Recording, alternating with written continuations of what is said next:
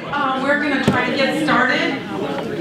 I really appreciate you coming out tonight. I'm Ruth Anderson, Supervisor for the Occoquan District. What are you saying? More chairs back there? Okay. You know, I was talking to my staff one day and I said, how are we going to get more people out to our town hall meetings?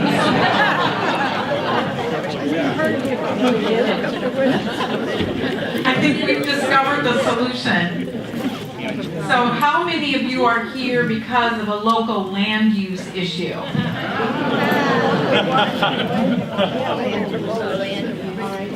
How many of you are here because of the Old Bridge Road corridor study? And how many of you are here for both?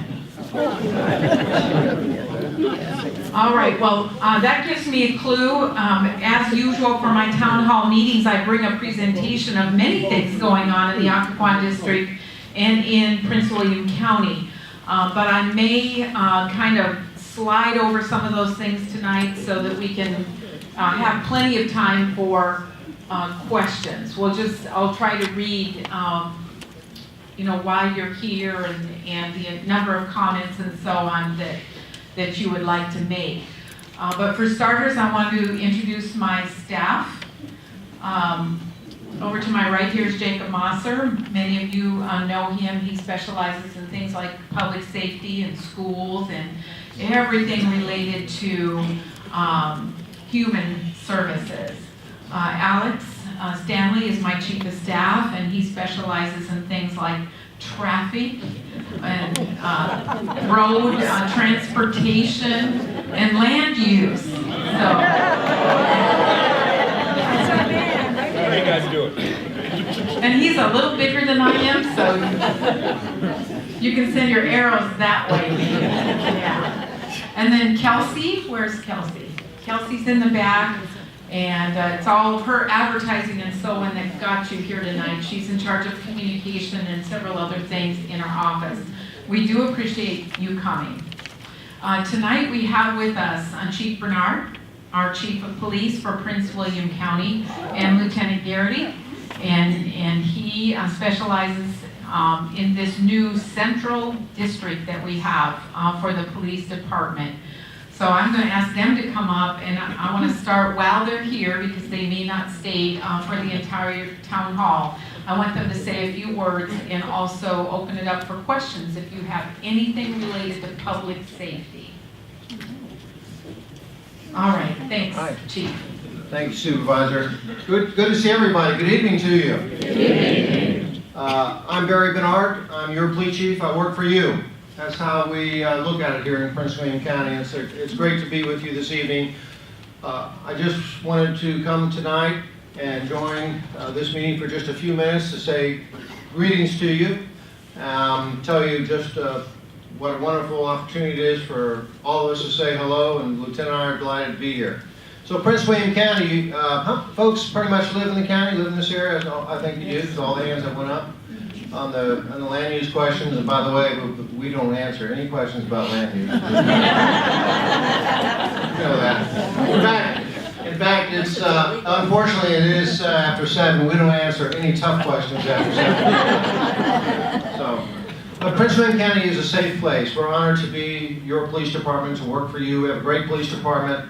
Some of you may have had contact with the police department, done ride-alongs or something, come to our meetings, that sort of thing. Been involved in Neighborhood Watch sometime during your tenure here in Prince William County. Have families that go to our schools and children and extended family members who live and work here. So it's a great community for many reasons. Wonderful parks, schools, recreational areas, shopping, just a good place to live. Tom and I have both been involved in the county police for a number of years, and we know about Prince William County. We know, the concerns that we have regarding crime and what our challenges are. And we certainly have some, but overall it's a safe community, it's a great place to live, and we're proud to serve you. Central District Station is opening up on April 18th. Now that is on Davis Ford Road, 5036 Davis Ford Road, basically between the Parkway, just off the Parkway, down near the McCourt County Administration Center. That many of you, if not all of you, may be familiar with, just off the Parkway there. It is in the Occoquan District, and it will service Lake Ridge, Occoquan area, Dale City, and kind of the eastern side of Manassas, if you will, down the Parkway toward the city of Manassas. So we'll have officers there beginning next Wednesday at 7 o'clock. They'll be working out of that station.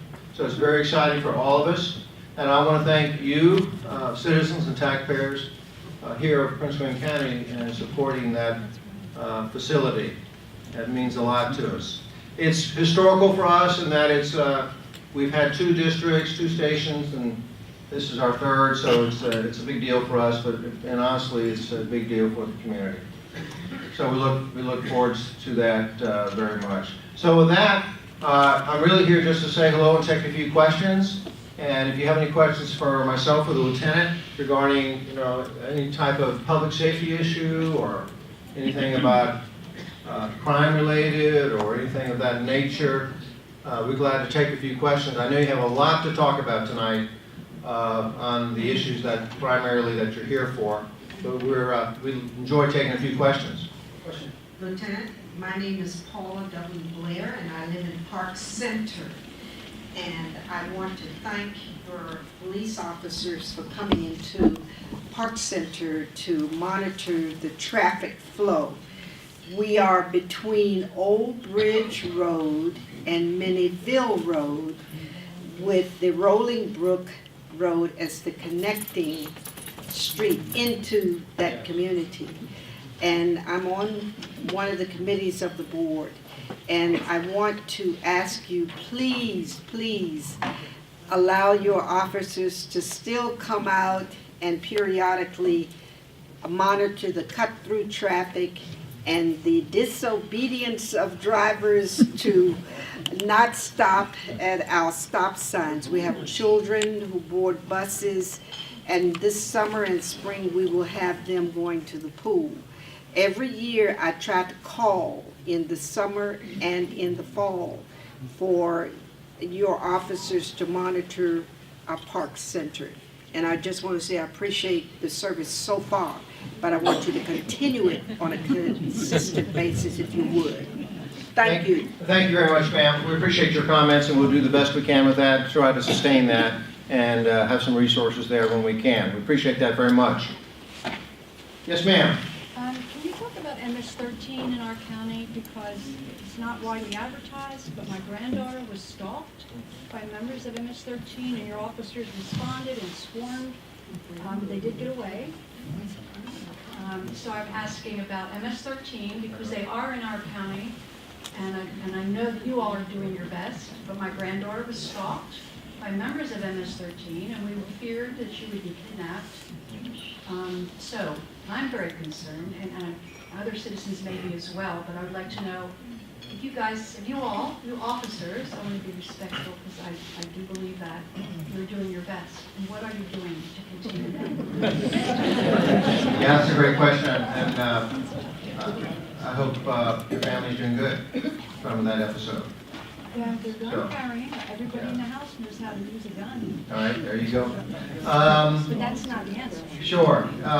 If you didn't hear, asking about MS-13 gang activity in Prince William County, we have a great county, as I said a minute ago, but we do have challenges, and one of them is we do have gang activity in Prince William County. There are, pockets of gang activity throughout the county here and there, and we're very aggressive in addressing that issue. When we deploy our resources, our police officers, which within the police department we have a lot of technology, thank you very much. We have, types of equipment we use which serves as a force multiplier. But really our police officers, our trained police officers, experienced police officers are our most valuable resource. And we are very aggressive at looking at issues that we believe put our community at the most risk. There's lots of things we have to do, from looking at parking issues, road issues, traffic issues, things of that nature. But we always want to make sure that we're deploying our people correctly and looking at issues that put our community at the most risk. So yes, we do have MS-13 folks here in the county. We do address it very vigorously. We have a gang unit, and we have gone to a number of task force situations where we work with our neighboring jurisdictions to address this issue on a regional basis. And we have staff, of course, on these task force applications. We share intelligence and information. 3 ways that you address this problem. One is through suppression, which basically means enforcement, arrest, and we're very aggressive in an area. Then you want to address it through interdiction or intervention, providing some type of counseling for families that find themselves being pulled into that. And finally, education with folks in schools and that, what can we do to help kids resist, entering into gang activity. So it's kind of like a comprehensive 3-level approach. But we work with our neighbors very closely. We work with the state and federal authorities to address that issue. It is a concern for us, but we, feel that we are doing a reasonable response to it. But we have to do it every day. Like any serious issue, we have to sustain it. That's a good word for tonight on some of these things we're talking about. And we have to pay attention to it, and that's what we do. We're aware of generally, who these folks are, and we pay attention. And we can talk more about that, but we're very aware of it. It's a priority for us, and I appreciate the question. Other questions? I have 2 or 3 more because I know you have a lot to talk about, and I want to get to let the supervisor and others get to these important issues that you have. Yes, sir. Yeah, just a quick question. Sadly, these days, the policemen all too often seem to have become the bad guys. Fortunately, I haven't read or heard anything about that in our county. Have your procedures, policies, practices changed any? Do you find it necessary to adopt any way, teach and train the officers to be aware and handle things differently than you would have, say, 10 years ago? Yes, training is always evolving. Our profession is always evolving. I've been into it for a few years, and I can tell you, it's never been more complex than it is today. This is a tough time to be a police officer in America. It's very complex. We have a chart that we carry around with us sometimes. I don't have it tonight, but it shows you all the responsibilities that we have, all the responsibilities that we have to train in, and it's a very complex profession. It really is. And the issues and the skill sets that you have to do it well, the training that we go through, we have so much technology police officers carry today and have in their vehicles. And it's just a phenomenal job they do. We do citizen surveys, the county does. We always get great remarks from their community. And the survey is provided, throughout the county, from all demographics, and we continue to get high regard, high remarks. We try to, hire the best people, train them well, coach them up well, give them good supervision, and then repeat that process. But we're all very proud of them. They do a phenomenal job, and every day someone is passing on good, solid remarks to us about the activity of our police department. We're very, very proud of them, and we're not perfect. Sometimes we do stub our toe, and we have to address that when we do, either through training or doing what we can to solve the issue, apologizing to people. I've done that.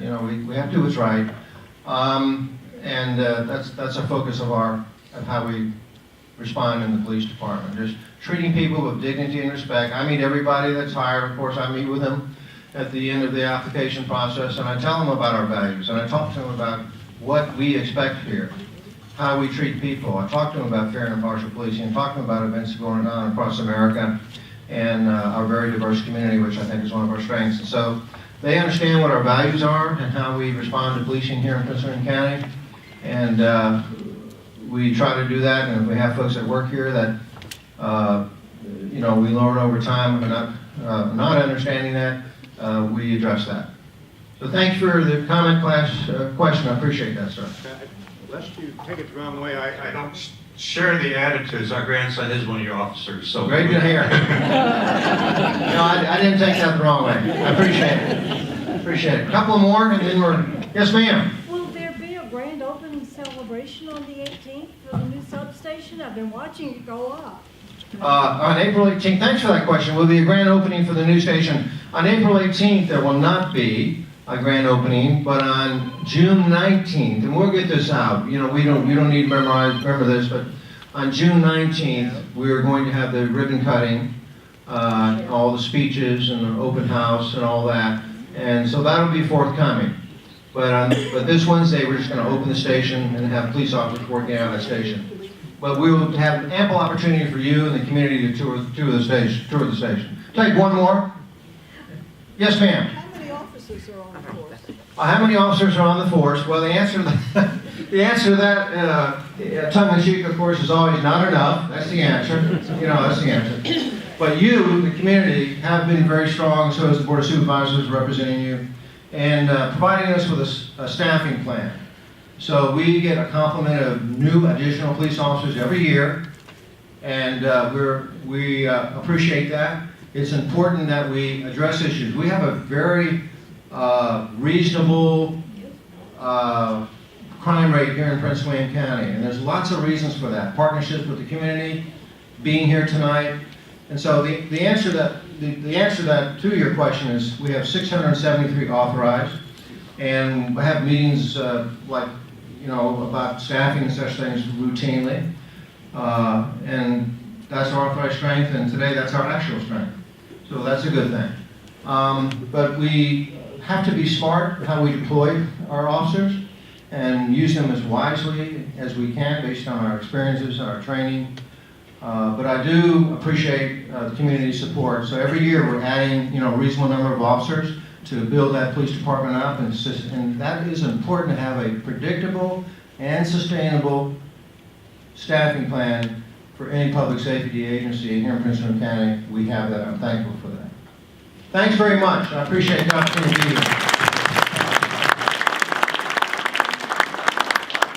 All right, thank you very much, and thank you for appreciating our police force.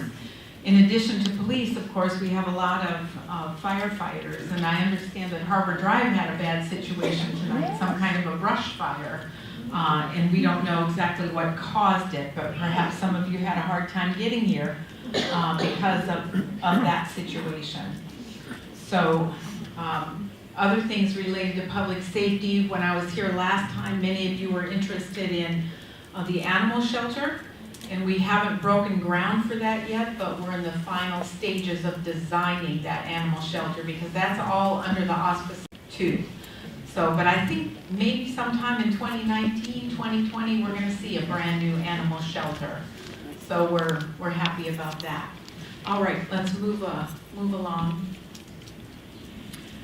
You're going to see me slide through some of these slides really fast so we can get to why you're here. But one of our main goals in Prince William County is to bring in more business, because 2/3 of our, let's just say, our career population is leaving the county every morning to work in places west and north of here.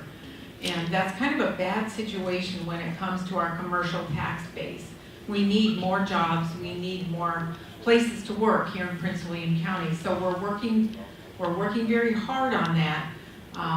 But we have some initiatives this year in this year's budget to help small businesses. And those of you who have started small businesses in the past know that a small business isn't just like a little Taco Bell or anything anymore. It can be anywhere up to 500 employees in some situations. So we are trying to start something in the county where we can help people more if you have an idea for starting a business and need some more guidance. So that's part of our budget for fiscal year 19. I'm going to be voting for that little piece to add a couple more people to help others start businesses. Next slide. I just want to show you a couple things that are happening in our district. Senior living is going up close to the post office. Some of you have seen that as you drive by. And then Kaiser Permanente, perhaps some of you get care at Kaiser Permanente. They will be coming in on mini bill. We thought it was going to be as soon as 2019. Looks like it's going to be a little later than that. But it is going to be a large facility, not an overnight hospital. It'll be one of those centers. You have 23 hours and 59 minutes. It's day, but they will be doing surgeries and so on there. They'll have most of the specialties. Where on Minnieville? Do you know where the boat business is? It's right across from that. If you're driving south and the boat business is on the right, it's just to the left of that. They're planning on having about 200 employees. This is another location along Smoketown and Prince William Parkway. We're calling it the Parkway Center of Prince William. That is going to be some more medical offices. And one of the things I love about this particular development is the top is going to be a green top, which there's many in the county that love that. And there's going to be event space outdoors on top of this building. So I'm hoping that comes along. We need more event space, actually, in Prince William County. Next slide. We're working on tourism too. There is so much to see in Prince William, and Potomac Mills is getting into the act. They, believe it or not, they are the biggest tourist attraction, if you can call it that, in Prince William County, along with the Marine Corps Museum. Next slide. Something that you might be seeing in the very near future, we've decided to help Prince William County with its image around the county and all the different entrances and so on. When you come into the county, there's so many different kinds of signs. So as we replace signs and as we put up new signs in certain areas, they're going to start looking alike. And it'll be similar to what you are seeing right here, similar appearances. And this, if you've driven around the county and come into it from different directions, you'll see what I mean. But we want to be Prince William and be proud of what we have here in Prince William, and we think this will help with our image. This is the new police station. It actually looks much more green than it does in this picture, because the fire station that's right there too on Davis Ford Road, that's been active since last October. And now the police station will on the 18th of this month. All right, Jacob on my staff is just going to say a couple words about human services, and he'll see if you have any questions, but we won't spend long on it unless you have questions. Hello, everybody. There's a lot of things that are going on in this current county budget with hiring more staff that will help folks who are struggling with substance abuse as well as mental health services. One thing I'm very excited is that I believe there's going to be 4 new hires for the Community Services Board that will specifically focus on people 18 to 25, kind of that young adult range where folks, a lot of times they fall on the cracks with mental health. They've just left their parents' house, they don't know what's going on, and so very excited about this piece. If we go to the next slide real quick. Last year, the Board of County Supervisors allocated about $1.2 million to create an intake system. So if you are struggling with homelessness, you call one phone number and you'll be directed to county staff who specialize in kind of analyzing your situation and seeing what shelter would work best for you in your current situation. We're hoping that this will make people struggling with homelessness, it'll make it very short-termed, as well as get folks to where they need in terms of services. This phone number, 703-792-3366, is operational Monday through Sunday, 9 a.m. to 9 p.m. And just, they cut the ribbon on it. You could say cut the ribbon March 4th, and they've had, I'd say, around 50 or so individuals who've called, who've needed services, help them get to where they needed to go. It's very exciting because all of our local nonprofits, ACTS, Serve, Northern Virginia Family Services, as well as Streetlight Ministries are all working in connection with the county. So in real time, people know where open beds are. So this is very exciting. No wrong door study.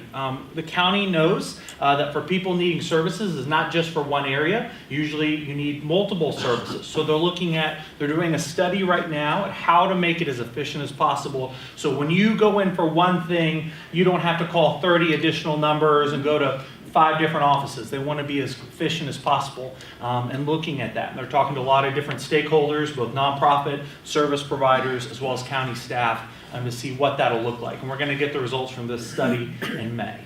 Are there any questions? Any human service related questions I can answer? Hold on 1 second, sir. Right here. Okay. You talked about intake for the homeless. Yes, sir. Is there a possibility that you could make up business cards with that information so that we could pass them out to the panhandlers at the intersections of? Absolutely. Our county print shop, I'm told, that's on the work order. I'm hoping, I actually have a meeting tomorrow with our county service providers. I'm hoping that they will have them there. If I can get your name afterwards, I will personally deliver them to you, that you can do that. It's all about engagement. It's trying to direct folks to resources. You talk to Steve Liga, who's the executive director of ACTS, and he'll tell you, you can give somebody $1 on a street corner, but much better service is getting them directed to services and giving that $1 to a local nonprofit who will provide. And there was a question in the back. How prevalent is opioid abuse in Prince William County? So when you say prevalent, it's definitely a situation just like the rest of the country our county is dealing with. And I don't have the direct number on the top of my head, but I'm going to ballpark it. I believe there are around 60-some deaths related to opioid overdose, and I may be incorrect in that, but right around there. And so it's definitely a condition that the county is looking at. For one thing, our county first responders are carrying what's called Narcan. So if a firefighter or a police officer shows up on the scene and somebody's in the midst of an overdose, it's a medicine that they can give them that it basically cuts through the opioids that are blocking the brain neurons, or I'm not a doctor, but it allows you to function and get you to the hospital without further damage. So that Narcan's a big resource. And more staff for substance abuse counseling, that's big. A lot of times, unfortunately right now in our county, people will come and say, hey, I need treatment right now. And they'll call our community services on board, and depending on their severity, if you're very severe, you move to the front of the line, but maybe you're a medium situation, you might have to wait some time. And unfortunately, if you wait 2 weeks, that person may not follow up with that. So I think along with the rest of the country, it's definitely affecting Prince William. And I know every year our Board of Supervisors is allocating more money, like in this budget, I believe around $400-some thousand more dollars to hire more staff to cut down on those wait times. Thank you so much.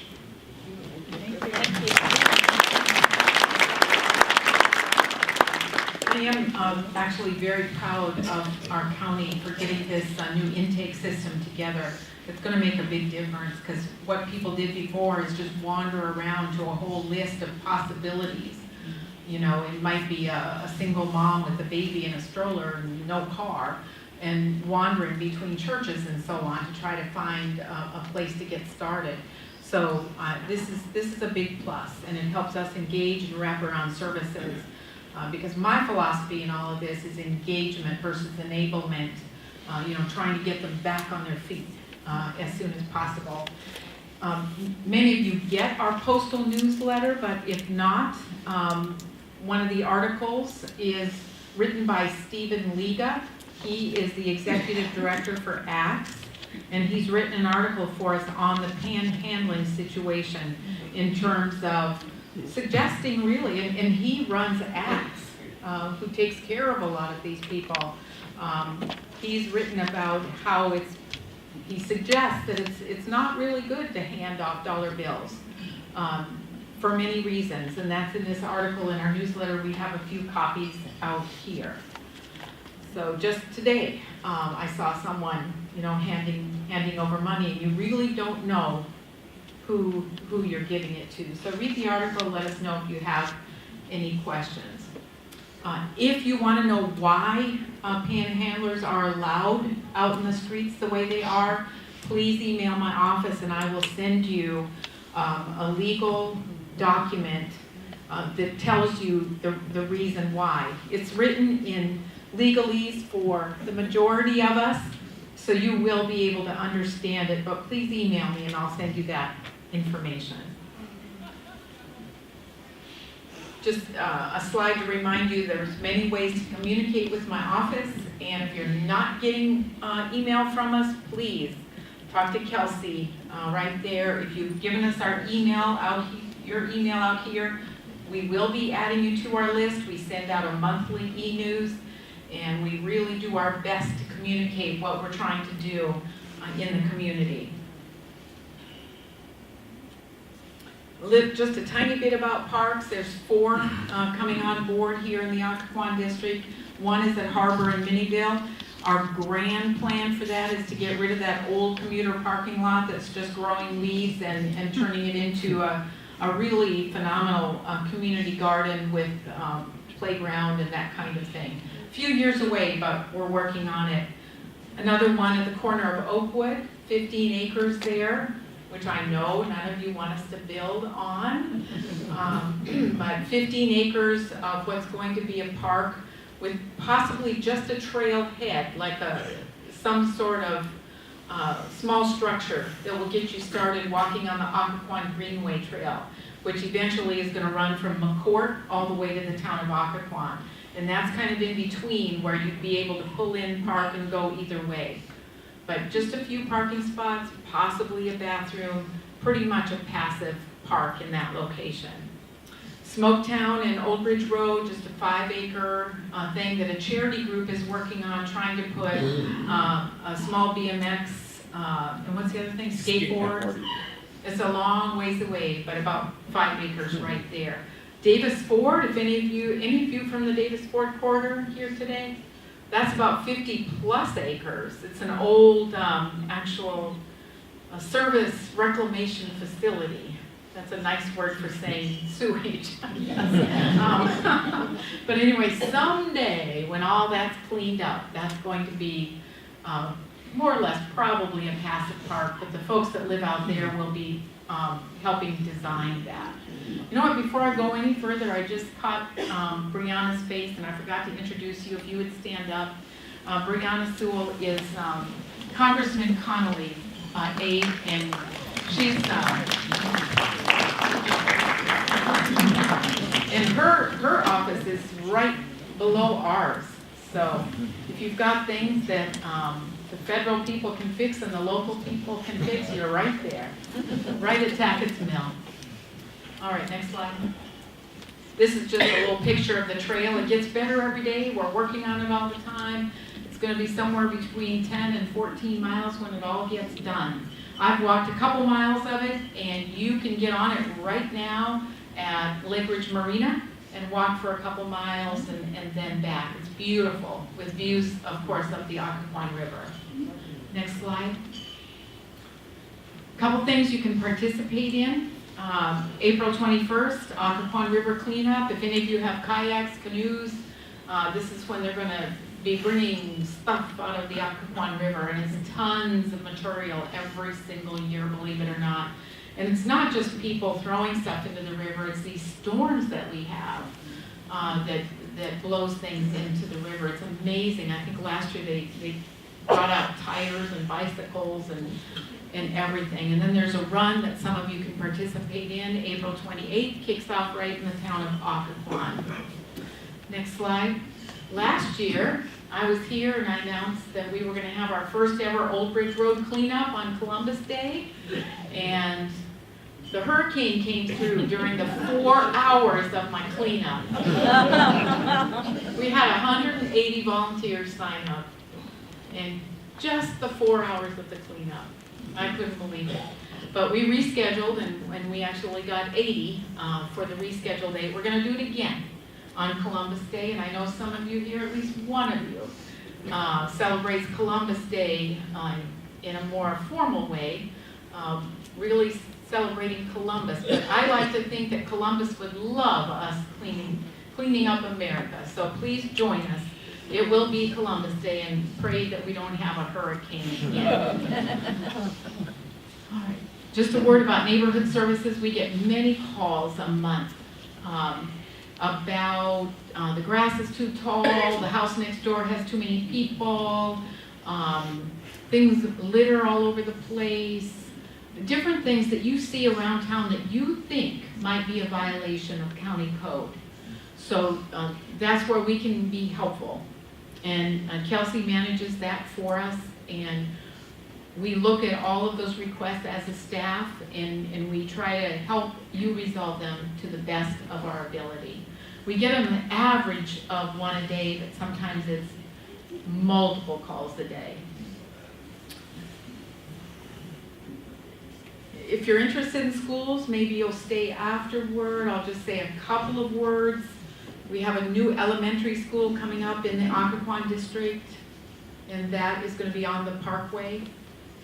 It'll have over 700 elementary school children in that school. And then we have 3 additions, which some of you, I'm sure, are aware of. 3 additions on elementary schools that are on the Old Bridge corridor here.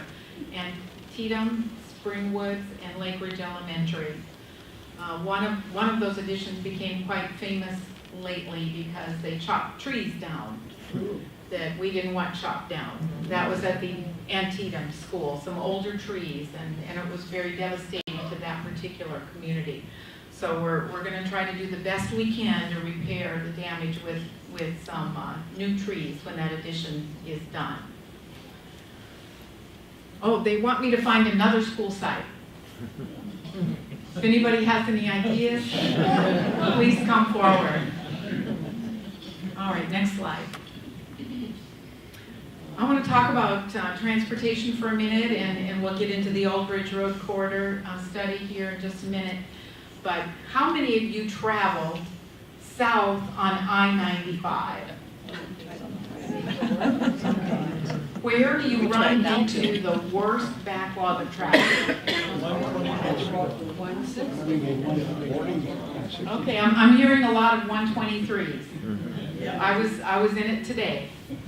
And if you don't get into the express lane, if you're trying to get off right here, it's difficult, isn't it? You can sit there for a long time. So, and in some surveys and analysis that's done by the transportation experts, it's been rated as the worst in the nation, actually. So, we have a project in that my office has initiated. It's a Band-Aid, but it's what we can do. It's using the shoulder lane on I-95 southbound, kind of like they've been doing on I-66. I don't know if we're going to get approved, but we've gotten through several wickets so far. And hopefully this fall will be the final wicket that we need to get through in order to get it approved, and then we have to look for the money. But what we're trying to do is relieve traffic from 123 to the Parkway, and that's where the shoulder lane would be in use. Because a lot of people come onto Old Bridge Road, that's part of the problem. They see all that traffic ahead, or their Waze thing on their iPhone tells them there's no hope ahead. So they come off onto Old Bridge Road. And so we're working hard, but these things take a long time. Any questions? Excuse me. Yeah. I was thinking, like when you talked about, that section, I never get off there. I always cheat and go the Lorton exit. Now, what I've noticed there, people cutting through the town of Occoquan, which I would think would just be almost like the left or the right side of the same problem here. Is there any way that, if I'm trying to get to the Parkway, for example, is that the only, or do I just keep on going south, stay in the far left lanes, go south, make a U-turn, come back up? Are there any other avenues, or is that just because of the way it's been built in that area? Either I come off 95 south, take the Lorton exit, the new nice one, and cut through there on 123, or do I keep on going and cut? See, either way, there's a problem building.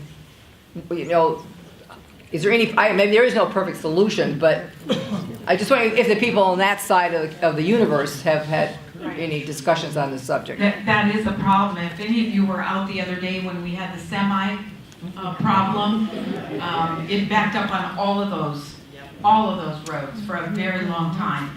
A couple fixes in the works. Route 1 is improving, if some of you've driven on Route 1 lately, so that's going to be nicer to move over to in the future. One of our designs for Old Bridge Road is a fix for the 123 Gordon Boulevard, Old Bridge Road connection.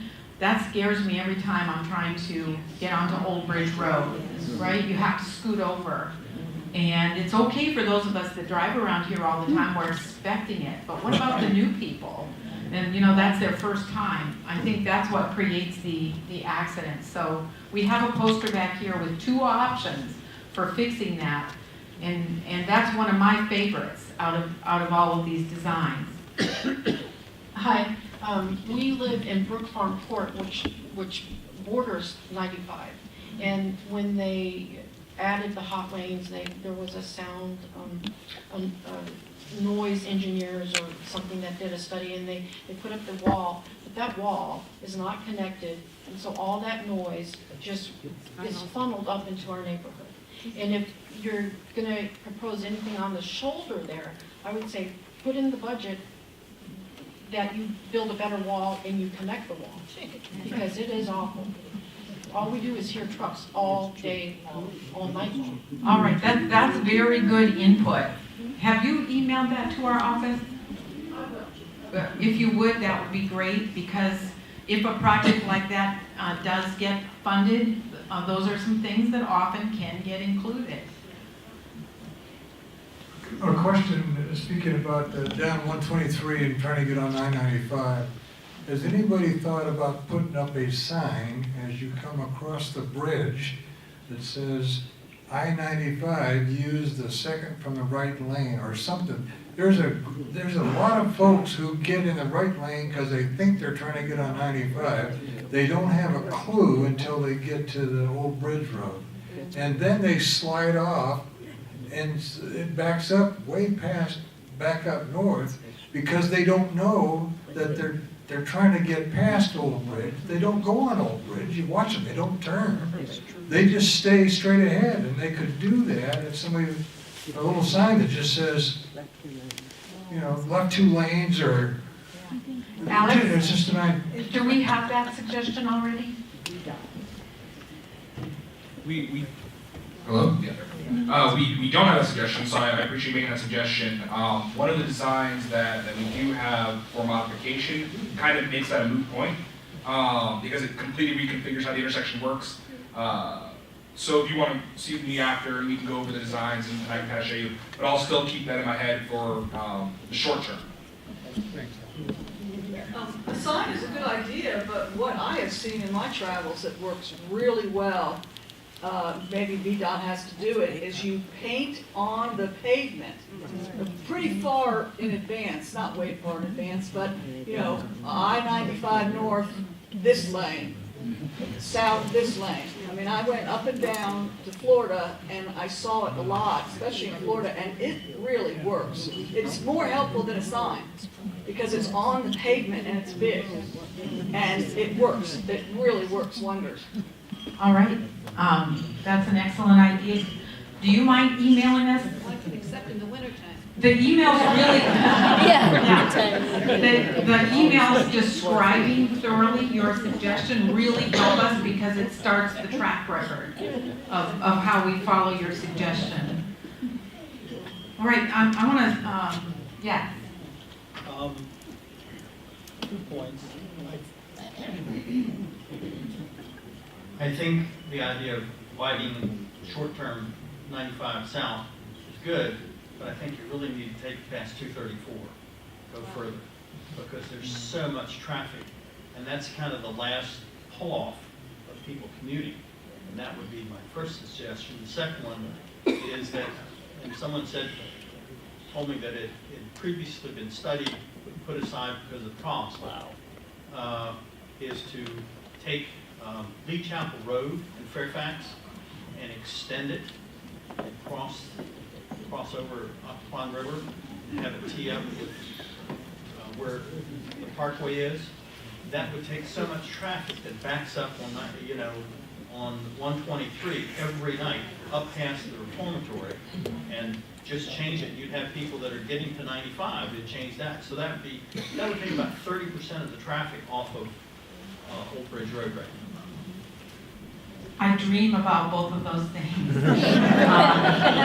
The first one, we actually tried that in 2016, the fall of 2016. We put in a project of what they call Smart Scale. That's the decision-making body as to what passes. So we put in a project, I think it was northbound and southbound, Yes. from 123 all the way to 234. And they sent it back. I can show you the letter. They sent it back and said that this thing would be a compensation event with the express lanes. Because they're saying that then their capacity in their tolls would go down if we fix that. So I'm just telling you what the letter said. So this project that we've got in right now, it's only on one side of the interstate. I don't like that. I wish we could be working on both sides, but we're trying to get something approved so that we can get some relief there. And the express lanes are good if you've got a pocket full of money. And it is helping, you know, when I'm coming south, sometimes I choose to use them. And it is taking a lot of cars away from the congestion, but it creates problems now because we're limited in how we can fix things because of this contract that they have with Virginia government. So let me address the second question that you asked also. There have been several ideas over the years before my time for crossing the Occoquan River in another location. And maybe we can talk more about that after, or you can come into the office. I wish I could say there was some hope for that, but there is no project in the works right now. And it used to be that there was, I guess, a lot of resistance on the Prince William side, but now it's more on the Fairfax side.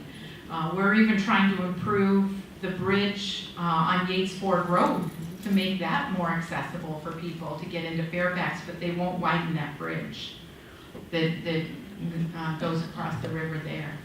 So, but let's talk more on, because those are ideas that would actually work if we could actually get them done. Yes, Brian.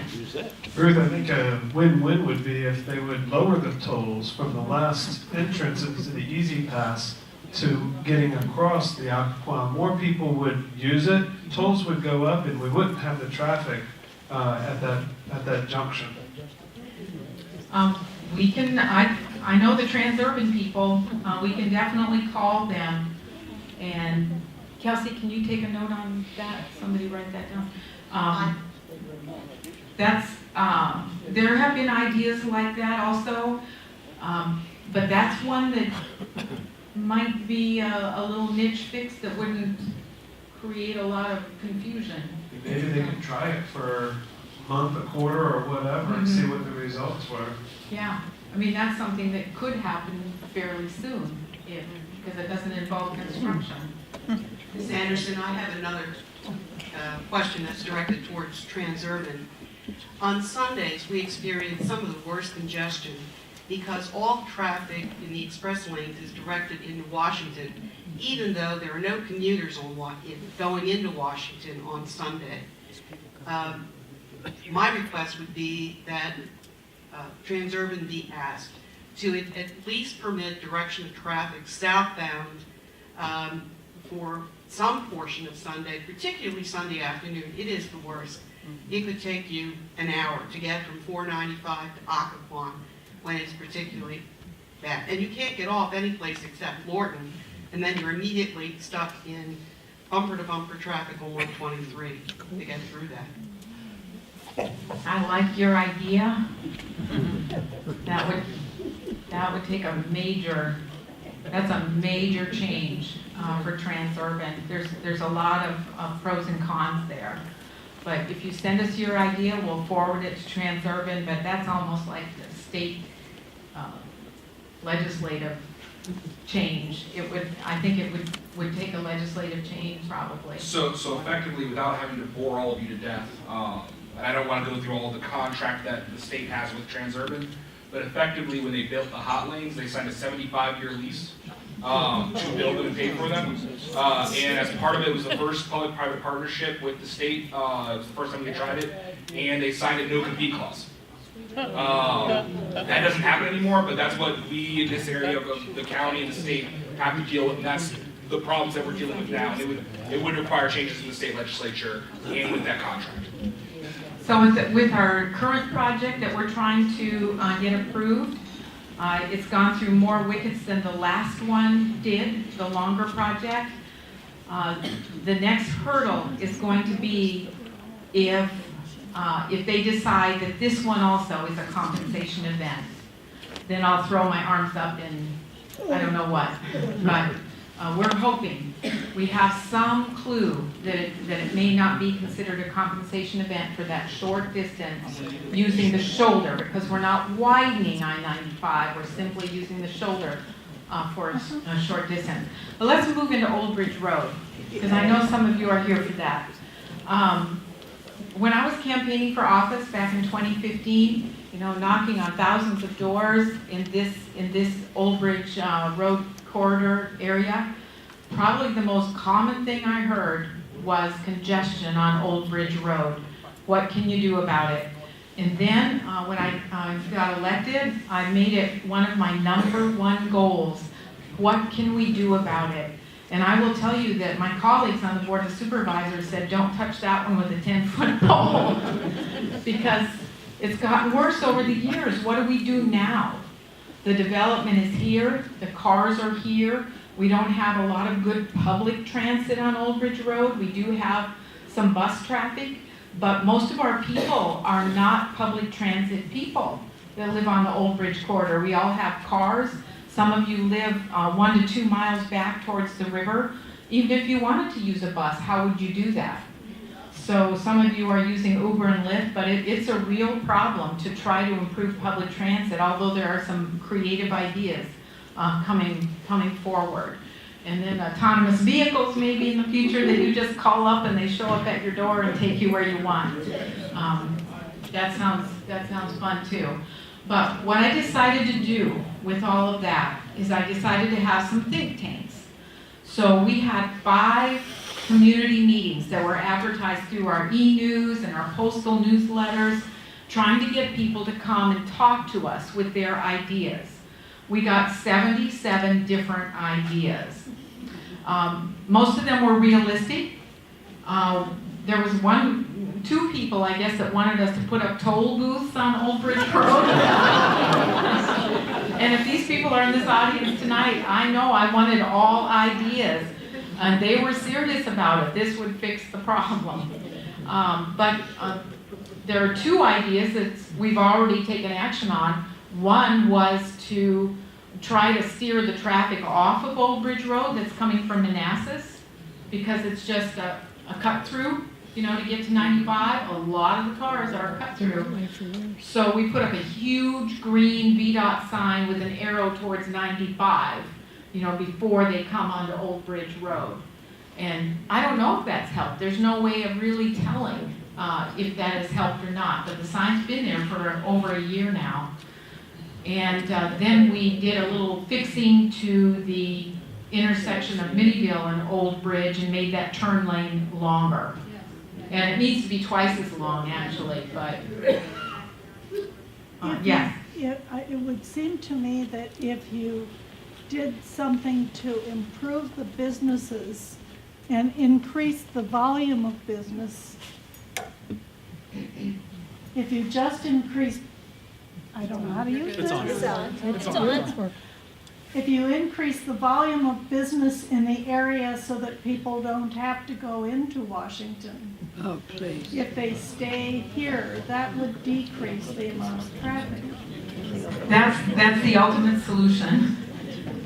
Yeah, and we are working on that, but people move to Prince William. The taxes are way too high in this area, they're higher, I believe, than they are in Fairfax County. Not when you add everything up. It's not. People come here because our houses are more reasonable. I'm not gonna say they're reasonable, but they're more reasonable than north of us. So people come here, like I did. In 2001, we moved our family here. My husband was working at the Pentagon at the time, and we thought, oh, we can get more house in Prince William County. So we found a house, and you know, it was at that time 15 minutes down Old Bridge Road. and of course, when I was looking for houses, it just happened to be a good day out there on I-95 to the Pentagon. So I thought, well, this isn't so bad. And then, you know, a few months later, a few years later, it's, oh, goodness. It takes longer to get from our house to 95 than it does to get from when you get on 95 to your job. And that's a problem. I mean, we are working on your idea. But I will also tell you that there's more population coming our way. And you might think that the Board of Supervisors can stop all of that. We can't. There's more people coming our way. There's many, many houses, thousands of houses that can be built in Prince William County by right.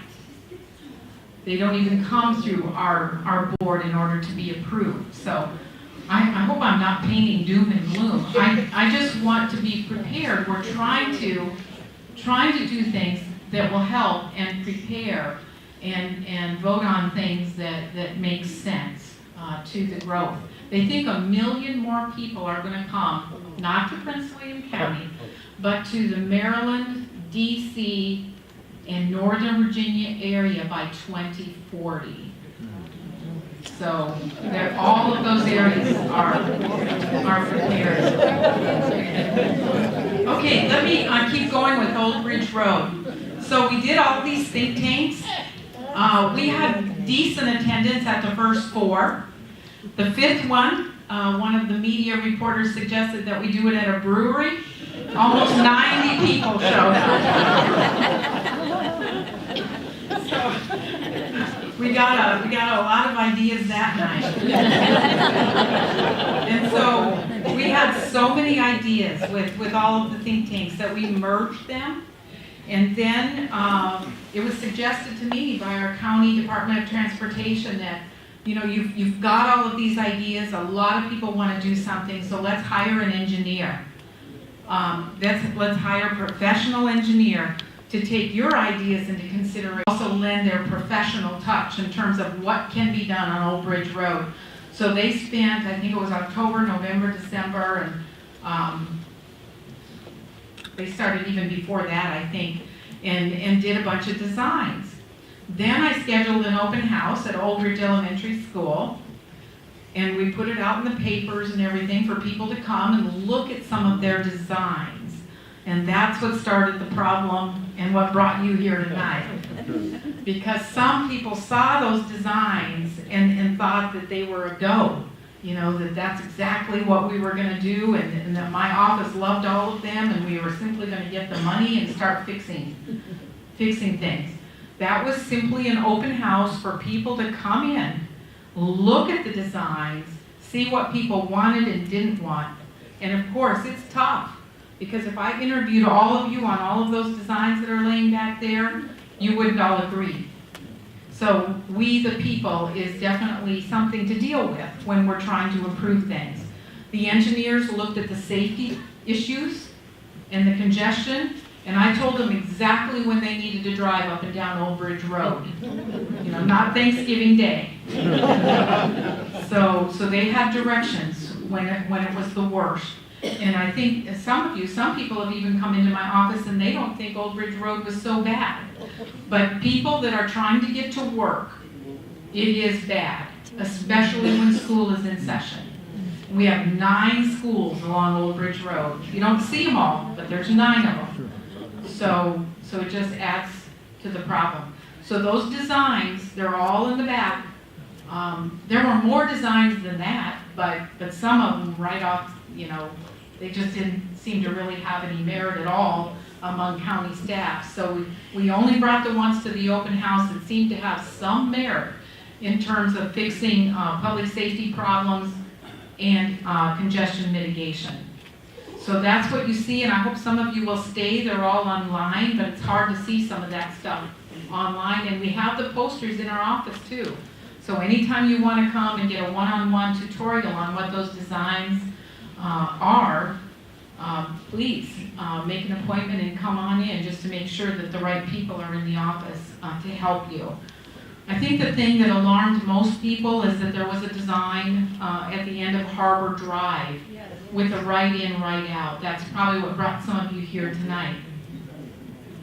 I will tell you that we, the people, is pretty consistent. They don't want us to touch that intersection, even though it is the most unsafe intersection. So if an engineer or a public safety official was making the decision without coming to the people, that's the intersection that they would hone in on. But a lot of course, there would be workarounds. If they decided to do a right in, right out there would be workarounds so that people, could get to Tackett's Mill and other places that they wanted to go. But we have not had anybody come in and say maybe one, that they really like that idea. Okay, two. Out of probably 100. Yeah. So I don't think that idea is going anywhere. And that's what my job is to hear from the people. But I wanted to get to you some possible designs. Is there something we can do? In years past, people thought we should widen Old Bridge Road and just make it wider and wider. But most research actually shows the wider you make the road, the more the people come. So we told the engineers that's not one of our ideas. So there's a couple of ideas that I really, really like myself, but that's not important. I like the 123 Old Bridge thing to try to fix the safety problem there. And there's two options, and of course I like the more expensive one. And then Old Bridge and Prince William Parkway, to me, that is such a problem because of the way they designed it in yesteryear. It causes people to come down Old Bridge because it looks like an extension of Prince William Parkway. So if we could make that so that Old Bridge Road looks like the neighborhood street instead of the extension, I think that would help a lot. Yeah. So that's where we are with the Old Bridge Corridor Study. Hopefully I have given you some peace and confidence that we really are listening. Yes. Currently, does Prince William schedule and do the signals, or is that all done through VDOT and their main center in Fairfax? The signals are fixed for the timing. Are VDOT. It's VDOT. So VDOT, yeah. But does Prince William VDOT have the control, or is the control in Fairfax? Because Fairfax has the main traffic control center. Yes, the traffic control center for the whole Northern Virginia areas and For the Northern Virginia district. So it's okay. Thank you.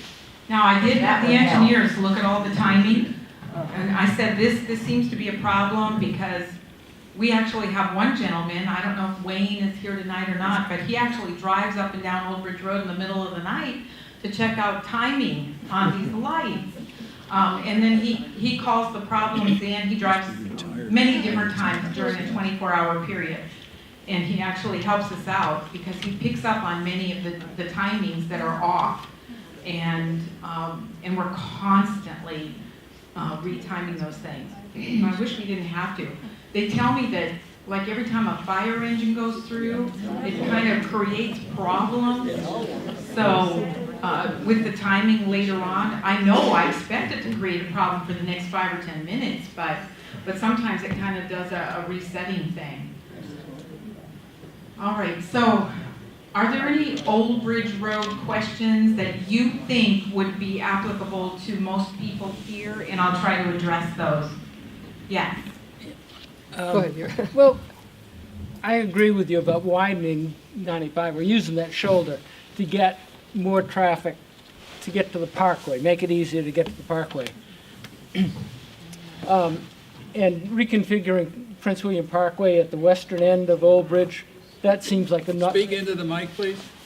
That just seems like a normal thing to do. Is it on? Here, let me just check. There, it wasn't on. It wasn't on, okay. So, doing something to get the traffic from Occoquan down to the parkway. The second thing I've got is reconfiguring the parkway at the far end so the traffic flows naturally onto the parkway rather than Old Bridge Road. Third thing, and I mentioned it to Alex earlier, prohibit through truck traffic on Old Bridge Road. I see so many heavy trucks on Old Bridge Road, and I know in the past there have been some real near misses because of those big trucks. Can't, especially going down by Who's Run, going down that hill, they shouldn't be on that road. This is a road that is in a community. There are houses on both sides of it. It shouldn't be made into a throughway for people who are just passing through.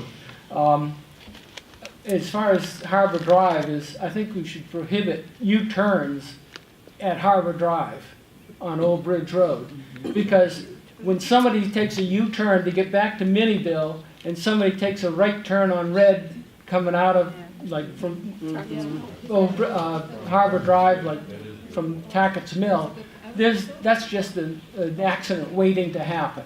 And the other thing is so many people run the red light by the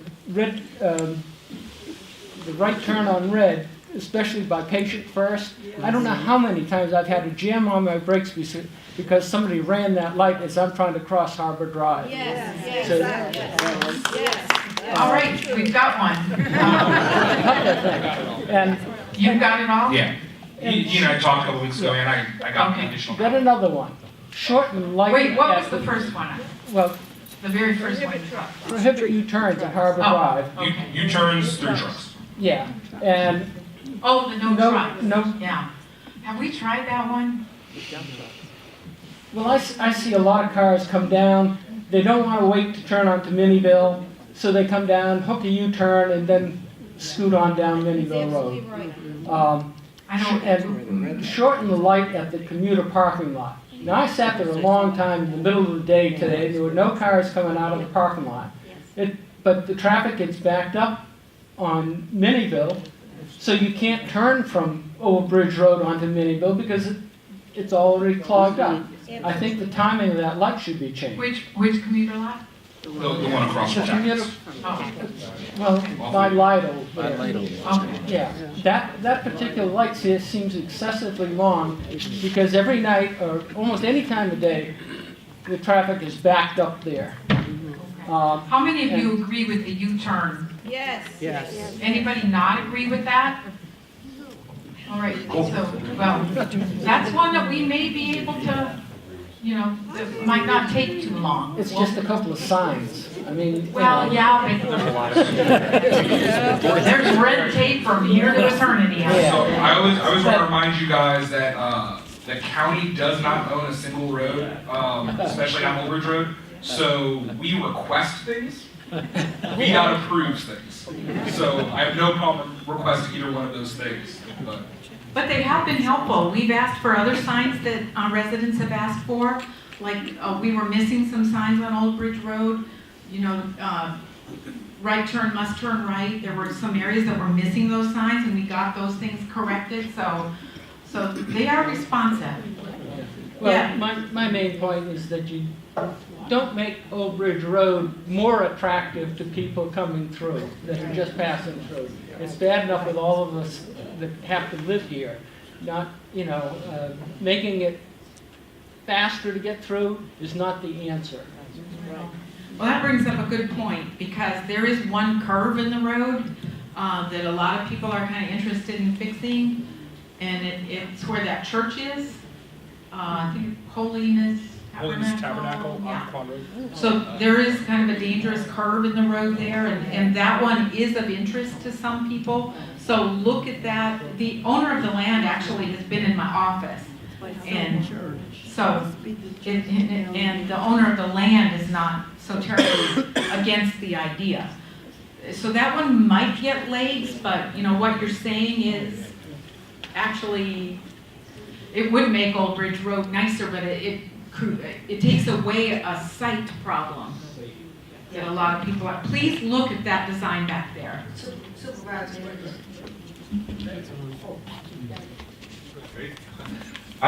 For what it's worth, I found the only real solution for traffic problems is to retire and stay home all the time. It seems to work for me. But be that as it may, I'm just curious, of the planning, what's the status of the planning? Are you've had all the studies done? Is there anything that's live or realistic or likely? Or what's next? Are we still wondering? Good question. So the engineers, after the open house, there were a lot of people that provided input, some online, some were at the open house. They took those ideas back, and now I'm owed a final recommendation. What they recommend. I want the most bang for the buck is one of my desires out of this study. What do they recommend will make the most difference? So not just what's the cheapest, but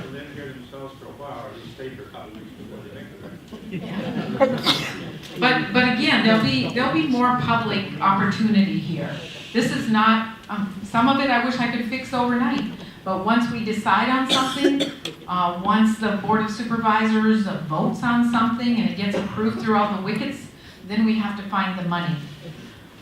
But there is some new infrastructure money coming. If you've heard, there's in that new spending bill that they did, there's some what they call Tiger Grant money and another kind of grant coming. So there is.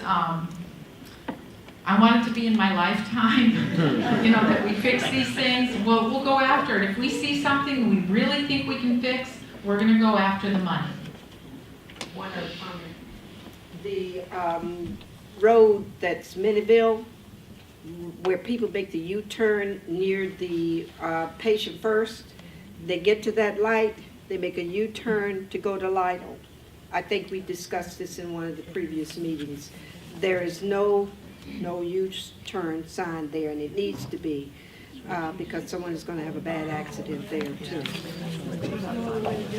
I'm not sure about that one, but you understand what she's saying. Yeah, and we talked about it when we had our meeting, I don't know, 2-3 weeks ago now. I have submitted that.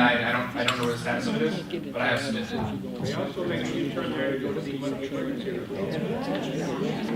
All right. I hope that you're feeling through this conversation that there are things that can be done, and almost everything that that you see out on the street now are, you know, many of these things have been put up because of resident input. You're going to see stoplights on Telegraph in the next few months by the Horner Road commuter lot. I had many calls on that, safety concern. So we've gotten that passed through. Hopefully in the next couple of months we'll see some action there. Can they take down the other Ma'am, I light have that's 100 feet away? You don't need two that close. I'm not certain about that one. My question is, taking what Alex said, Prince William County doesn't own any of these roads. So what are the imperatives or the impediments?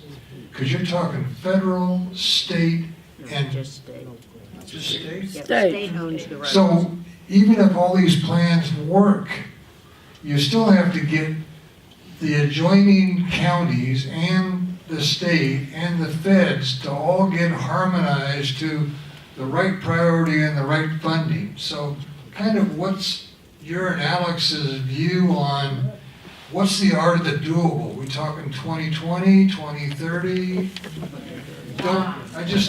Well, we've got Brianna here. She's going to help us out.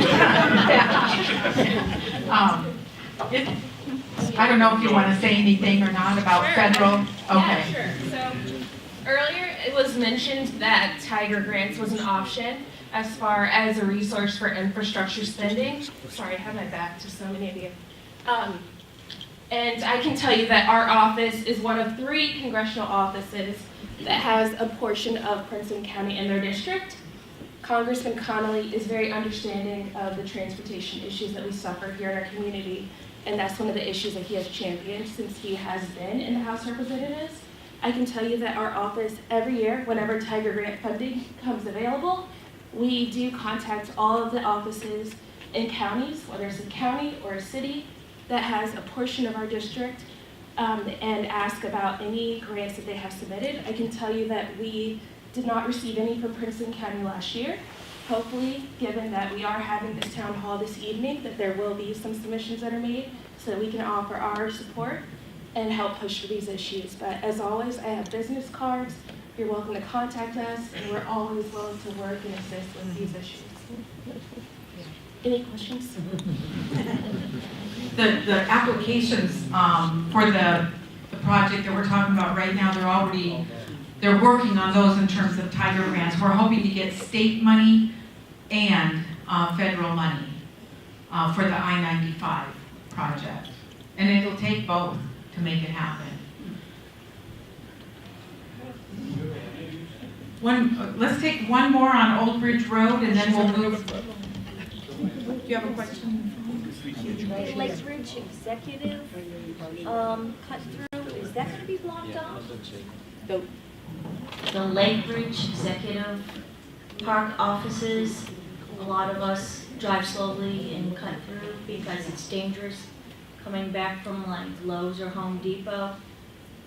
We just go straight through the light onto Lake Ridge Drive or something. So I always preface is all of the designs are ideas, so nothing is guaranteed to happen anywhere. But in the design that we have for Harbor and Minnieville, you would still be able to go across. That doesn't change. I will say several of the business owners would really appreciate if you stopped doing that. Because the 2 people who liked the design were both business owners back there, and they said, in fact, we like the design, and if you could just close Lake Ridge Drive altogether so that people stop cutting through, we'd be even happier. But the design as it stands today would still, you would still go through from Minnieville to Lake. It's just so dangerous. I understand. Trying to cross over all those lanes to go left into Who's Clipper business owners that Drive. don't like this It's idea, nuts. so we know which business is not that. You and I can talk later. All right. Anyway, I hope you appreciate the fact that we've made an effort to get started, to try to do something. You have to start somewhere. And then going out to the public is, it'd be so much easier to just have the engineers come up with a plan and send it forward and start working, but that's not the way we work here in Prince William County. It just wouldn't go over well with the people who live here. Is it okay with you? Yes. Okay. One more question? Well, sorry to add a last question, but I would just like to know the process. You're getting a report from the engineers, and I'm concerned that the Harbor Road plan might resurface in some sort of modified way. Would there then be another comment, opportunity to comment and express our concern? Absolutely. And please, if you're not on our monthly email, please make sure you are. A couple of times we've sent it out more than once, like when we had to reschedule this meeting, but we try to keep it to once a month so we don't flood your inbox. If you're not hearing from us, call our office. And when we get the results of that engineering study, we will find a way to get it out to at least you know it's there so that you can come and look at it if it's not something I can send out. That's great. Thank you. All right, let's move to the next topic at hand. I don't know, I forget what the next slide is. I'll leave it, sorry.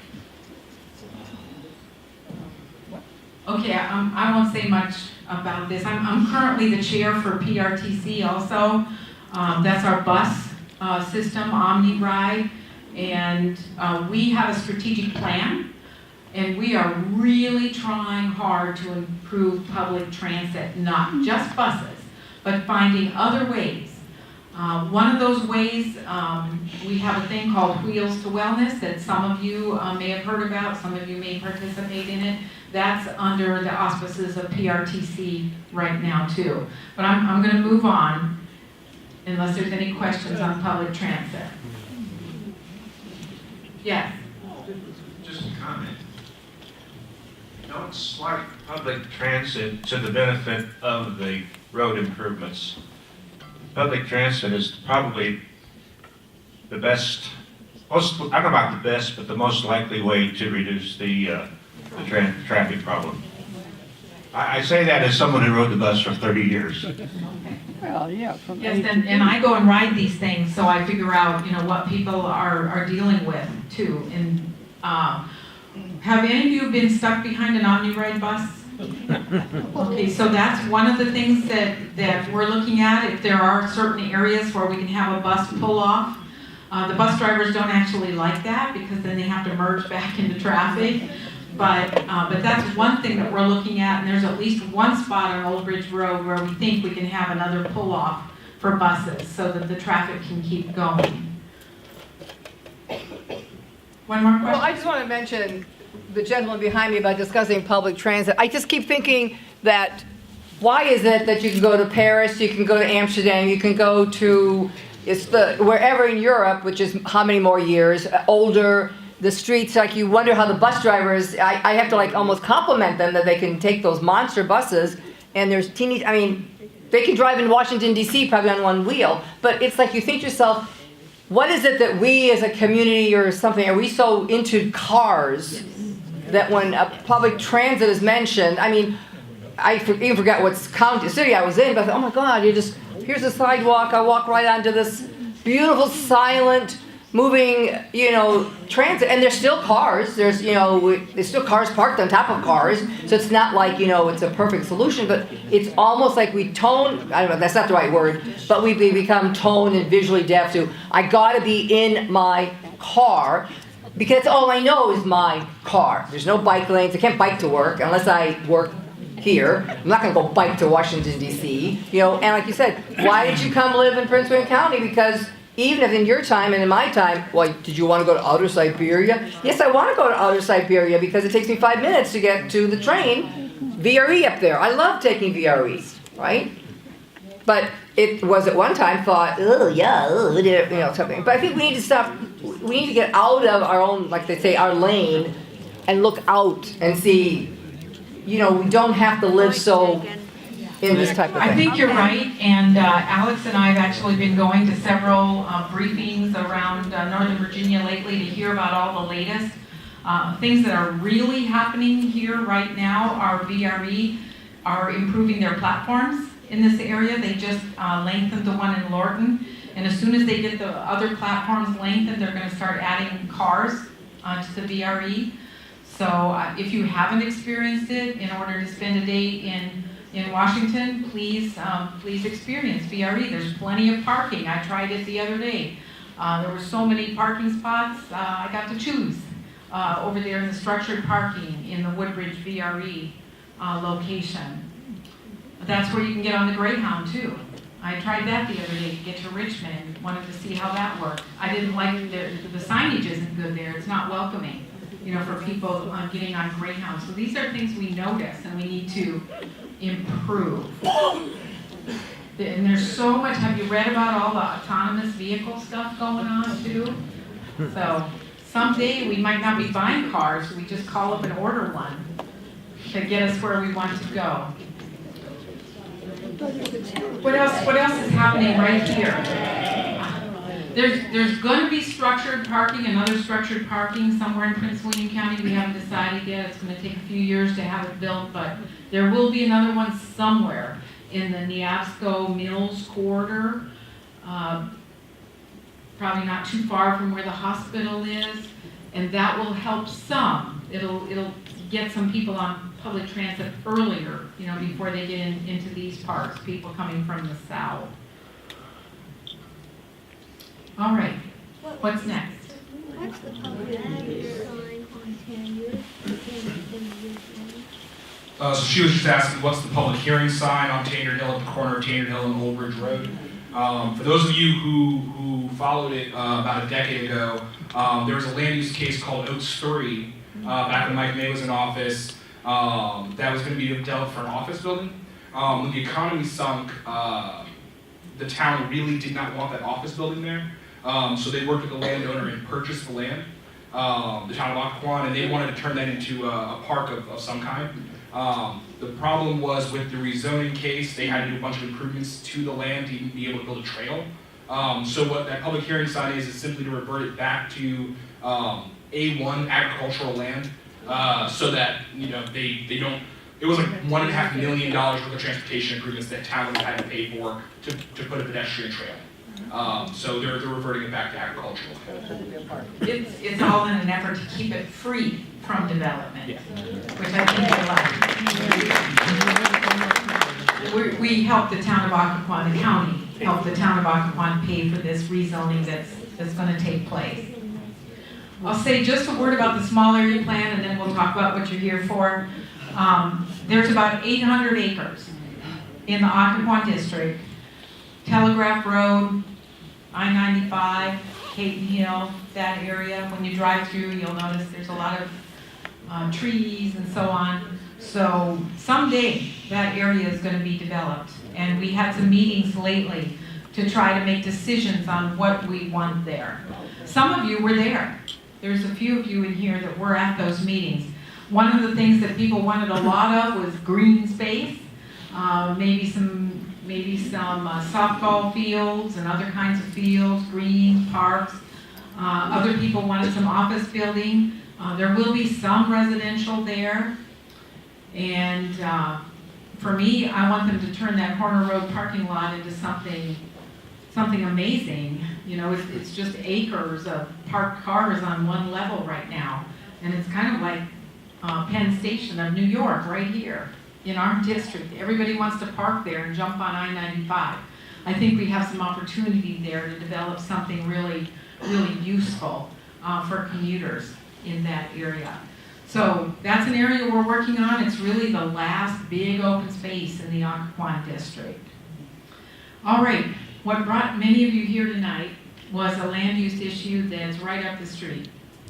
So I'll give you where we're at with that, and then I'm sure a few of you want to make comments. All right, the acreage, little over 2 acres, tiny bit over 2 acres, is at the corner of Mariner and Clipper, and it's owned by Lake Ridge Baptist Church, and the decision was made a few years ago to sell that property. And a lot of, the church leaders did talk to adjoining properties, like the school system and so on, to see, who's interested in this, because Lake Ridge Baptist originally, many, many years ago, was planning, different things that could be useful land to the church, but none of that ever materialized, so the decision was made to sell it. So from that, I guess the developer happened in, to those, talked to the realtor in charge of selling that property, and some possibilities started emerging. And this is how all developments go. Some of you maybe have been developers yourself. You find, you try to sell the land, you find somebody that can build something on it, and then the project begins. Where it's at right now is it hasn't even come to the Planning Commission yet. The next step is the Planning Commission. So it's working its way through the county planning offices, and then it will come before the Planning Commission.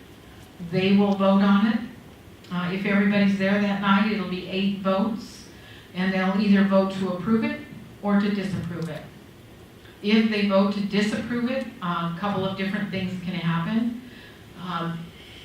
It could still possibly be brought to the Board of Supervisors under certain circumstances, even though disapproved by the Planning Commission. That's very unlikely to happen. Or the developer could say, what do I need to do? So that the planning commission will like the project and vote for it. If it ever does get approved in any design, way, shape, or form, then it would come probably a few weeks later or so, a couple months later, to the Board of Supervisors, and then we vote. So the Planning Commission is different than the Board of Supervisors. They're not elected, they're appointed, and the Planning Commission looks at the facts. What did the traffic analysis say? What, is it appropriate, is the zoning and everything all figured out for this piece of property? They do look at things like if it's going to add students to the school system and things like that. They look at data, and then they look at the staff report. And if the staff says, we recommend approval, often the planning commissioners do vote for approval, but often they suggest changes, to the design. We're at a time in the history of the Commonwealth of Virginia right now where it's more difficult for people like me to get involved with the actual development. And that's because of what we call proper legislation that changed July 1st, 2016. Prior to that, people like me could go to the developer and say things like, hey, your design just doesn't fit, I don't like it, and you need to do this, this, and this if you think that, that it's going to be pleasing to the Board of Supervisors. But we can't do that anymore. I can't do that anymore. So you won't see me engaged in it. Really, I listen to everybody, but you won't see me really engaged in it in terms of talking to the developer until the night of the vote. But there will be a public hearing. I don't think we have room for all of you, but we've had this many people there before, and you can certainly fill up the McCord room. You can do this for the Planning Commission too. You can come and speak each for 3 minutes and talk about what you're seeing. I will tell you that we had a recent case, very recent, just a few weeks ago, and it was also under this new proper legislation. I personally, after listening to the people, I didn't like it. I didn't think it fit with the neighborhood. And so I asked my fellow supervisors one by one, I said, I personally am going to vote to deny this, but you have to make up your own mind. I'm not going to tell you how to vote. So you make up your own mind. I just want you to know how I'm going to vote because this is in the Occoquan district. So that night, it was an 8-0 vote against this particular development, and now the county's being sued. So that's the situation. I don't know what's going to happen. I think we're going to be okay, but that's why I cannot go to the developer on your behalf and say, can you change this? Can't do it. It's in the proper legislation that I legally am not supposed to be doing that. Thank you. Can you elaborate about suing the county? What's the ground rule? What causing them to prompt them to move and sue the county? What are the causes? I mean, do they have a right? To sue the county. Are they suing the county because of the developer suing the county, right? Yeah. What are the causes? What are the reasons or what are the conditions that prompt them to do this? Do they have a legitimate claim to sue the county? Well, they just feel like it was an appropriate development for that particular area, and that we shouldn't have denied it. Yeah. This is the first case, I think, in all of Virginia, but certainly in Prince William County. I'm just telling you so that you know the facts. There are still cases going through that were before July 1st, 2016, so I get to talk to those developers. hey, I want a green roof on this thing, I don't like the entrance where it is, the people are telling me the entrance isn't right, can you fix that? And oh, by the way, can you fix this road that's adjacent to your development? And you know, they listen, and they try to help us where they can. So, but with this new proper legislation, which actually we're trying to fix through the General Assembly, but it's there, I just can't. I can't negotiate. So Alex, do you want to add anything to that? Yeah, simply to answer kind of you know, what they're trying to sue for. They're, like Supervisor Anderson said, they're claiming their project was reasonable, and that they should be allowed to have it, but they're also claiming one of the things in the law talks about negotiating and how you're allowed to negotiate. And what they're positing is that staff and county supervisors asked for things we weren't allowed to ask for. The county as a whole does not agree with that assessment. And then the last one was that they're stipulating, this is something that Supervisor Anderson touched on earlier, they're claiming that there is a moratorium on residential development, which is against the law. That is in fact true. It is against the law to have a moratorium on residential development in the state of Virginia. It is not true that Prince William County has a moratorium. But that is one of the things that they are alleging in their case. But so for you guys I know one of my colleagues wishes that we never build another house in Prince William County. I can tell you that is against the law. We would get sued and we would lose. So there has to be some figuring out where that residential population needs to go. Yeah. Now there might be some of you in here that actually like that development and you're positive for it, but no matter how you feel, you can still stay engaged. It's just that I cannot go in there and tell them what to do or tell them what's acceptable and how they can get my vote. I just can't do that. However, there are things that can happen, like at the Planning Commission, they might say, the density here is just not going to work.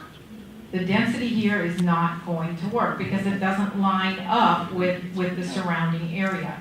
So that's one thing they can say. Supervisor, Gary Pivick, I'm with River Ridge Community Association. My understanding, you haven't mentioned this, so I just want to put this out so that the facts can be out. My understanding is that the planning staff have returned the applications to the developer with some 26 pages of comments and request that the developer respond to those comments.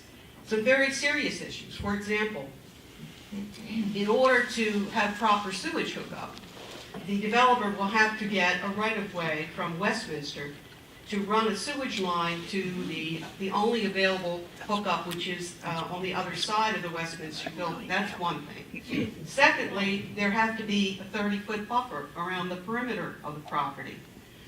Thirdly, there needs to be a traffic study. I'm not going to get it all, but fourth, the stormwater control process that they have is not adequate, not adequately disclosed.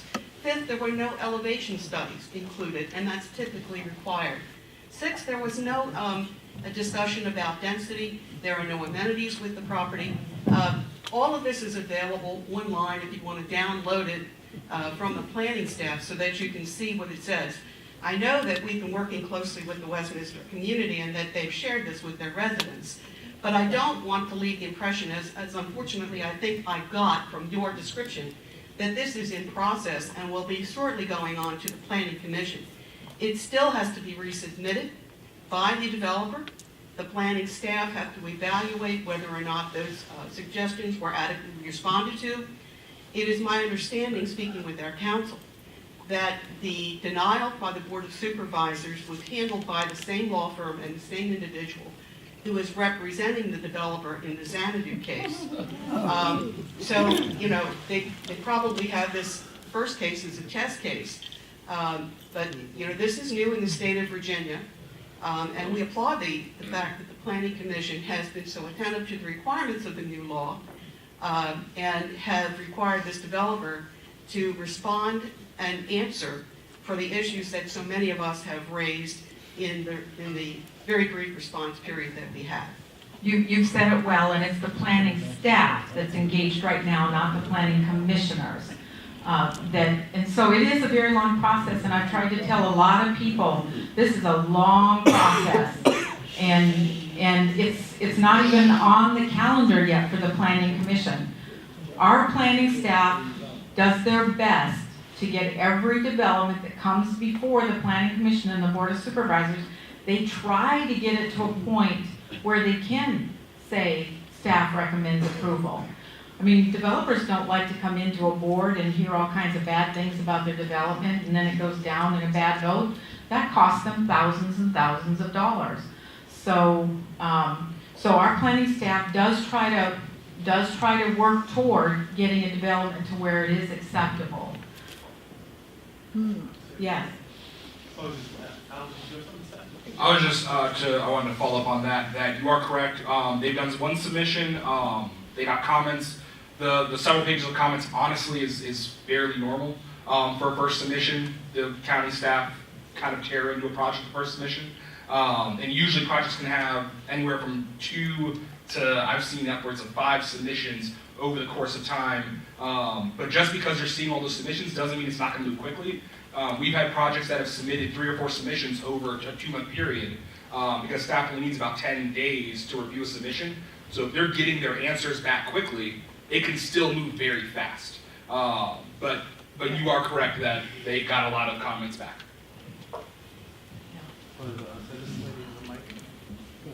Ma'am? Yeah. Excuse me. I'm new to the area, so I'm not sure I understand what your role is in representing the concerns of your constituents to the planning commission. I understand that you can't be in conversation with the developer, but how can you represent the concerns of your constituents to the planning commission starting now and going forward? Well, we talk all the time, for one thing. If any developers are in my office, my planning commissioner, who I appointed, is with me. That's just the way I operate in this district. We are very, very well informed on this particular project. And we talk about, different ways that this, possibly could happen or possibly won't happen. We weigh all the pros and cons. This particular project has brought out more people than any development, I think, in our district in the last 2 years, for sure. And there haven't been that many. Now, people that own a piece of property have a right to try to do something with it. I'm sure probably some of you sold some land where things were being built, and you wanted, if someone offered you a large amount of money, I mean, that's might be what you would be interested in. So people have a right to do that. But this, other residents also have rights, and we have county code, we have county ordinances that we have to follow. We have to look at our comprehensive plan and also state code. So this one has a long way to go. Yeah.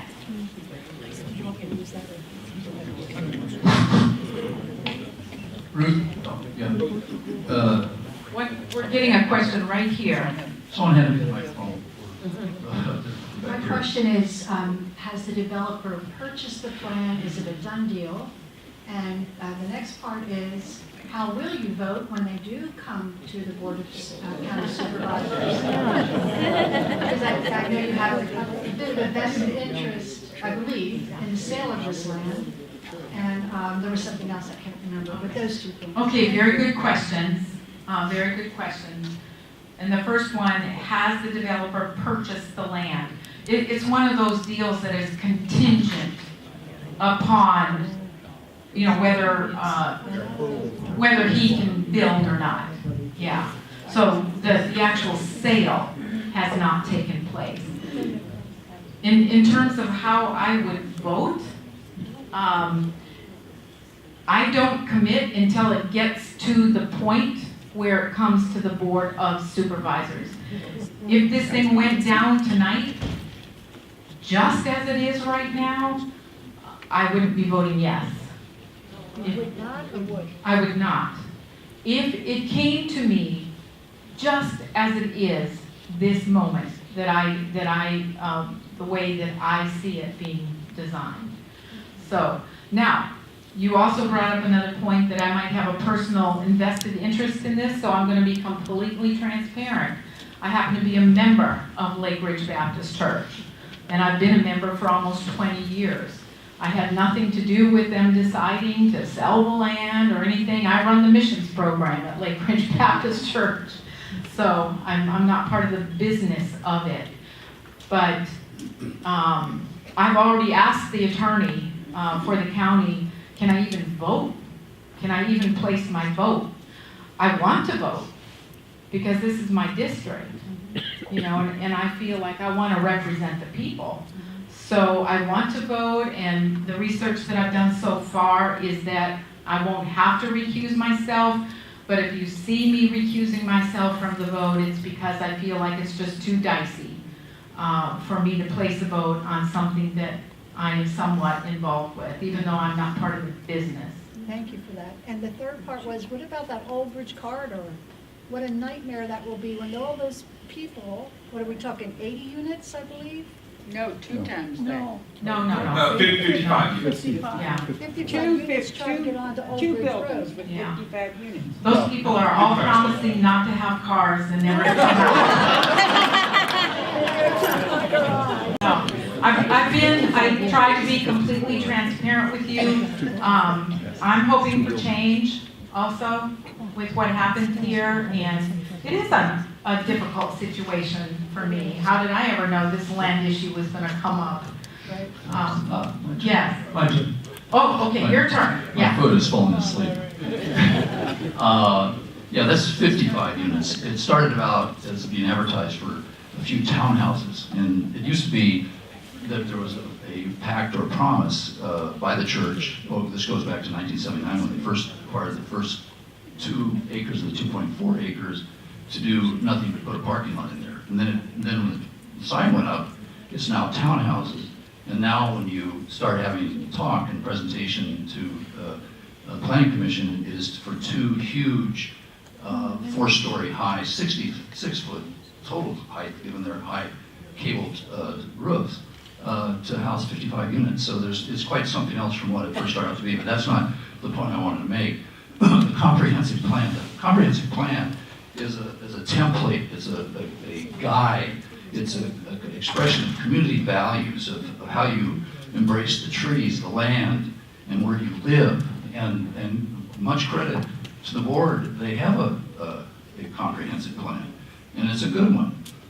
But they even decided to tune it up last October, correct? In October 17th, 2017, they added some community design pieces to this. There are at least 12 or more of them. The small area plans, one of which I just spoke about. Right, but I just wanted to enunciate a few of those because I think it makes a comprehensive plan even better, and it speaks to the issues of this ill-advised plan on this 2.4 acres of forested land that's been there for a long time without being touched, deeply ravined. It's steep. There are a lot of 25% grades. What will happen with this piece of land will be clear cut. All the chestnut oaks, the holly, the yellow poplar will be gone, and then the topsoil, which currently absorbs water very well and prevents excessive stormwater runoff from this piece of land, will be gone, and even the current drain in the middle of this property will be covered. And about, they estimate, and I got this from the planning department, 1.5 acres of the 2.4 will be an asphalt. It'll be impervious surface, which will make our already difficult stormwater runoff problem worse, okay? So that's what's going to be done. Now let me I'll finish, enunciate some of those community design issues, principles. One is to minimize clearing and clear cut and fill operations. That's enunciated on those designs. They don't want that. That's part of the comprehensive plan. 2, encourage placement of buildings to minimize excessive grading, avoid disturbance of steep slopes. It does all of that. 3, preserve natural woodland strips, at least 50 feet in width and greater along collector and high classification streets. And we have a street that serves the school, Rockledge Elementary, So it's a frequently used street. And tried to preserve a character of the neighborhood. Having two buildings of this size will totally distort the neighborhood. And I heard it said, well, you're hypocrites here at WLR because we have this high building. Yeah, we have. It's a campus. It's on 62 acres. It's not equivalent buildings like you see in pictures out there on 2.4 acres. That makes no sense. So in ending, I would hope, Supervisor Anderson, that you will take this message, if it should come to the board, to your fellow supervisors, because this is a counting game. There are 8 members of this board. I'm pretty sure, from my own knowledge, that 2 would vote against this development. I'm not so sure about you, Supervisor Anderson, but right now that's good to hear you would vote against it. That's 3 votes. That ain't gonna do it. Because the other 5, traditionally, and will continue to do so, probably vote for development. You look at the votes that are being out there on the rural crescent and some of the development out there, we've got a real problem here. And I just hope you represent us well in terms of this battle. Thank you.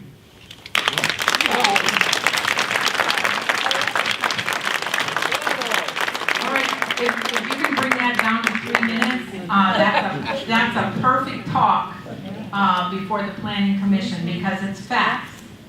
And it's what you found in the comprehensive plan. So those are the kinds of things that are perfect when you're speaking in front of the Planning Commission. And perhaps you've done that before.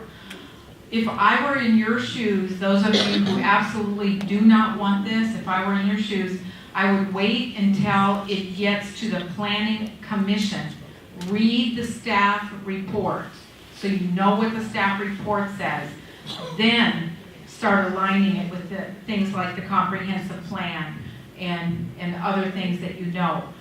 Then you can speak before the Planning Commission.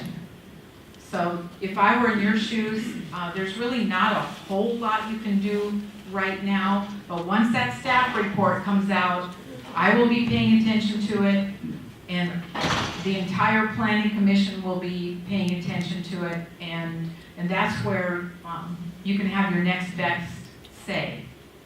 Supervisor, I have a point of fact and then a question. The first one is that I've read the 27 pages and therefore inferring what the plan was. I saw nowhere in there an acknowledgement, nor has there been in any other public forum, that Clipper is a private road. It is owned by River Ridge. The community road, Prince William County Road, stops at Mariner. And so my question then is, what is the precedent throughout Prince William County for Prince William County to take back or enforce anything on private roads? I don't know of one. I just wondered if you or your staff have found a precedent that could be used for a way going forward for that.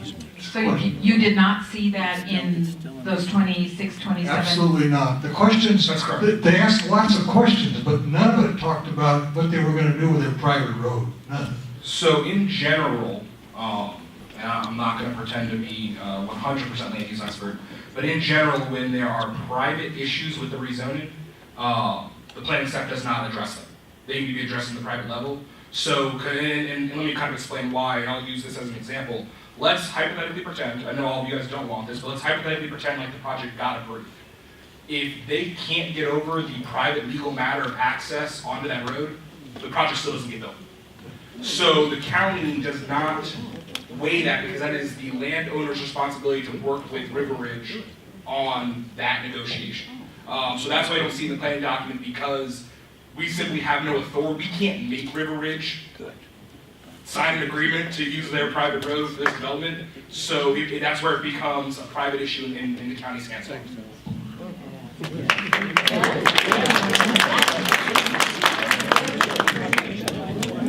to that.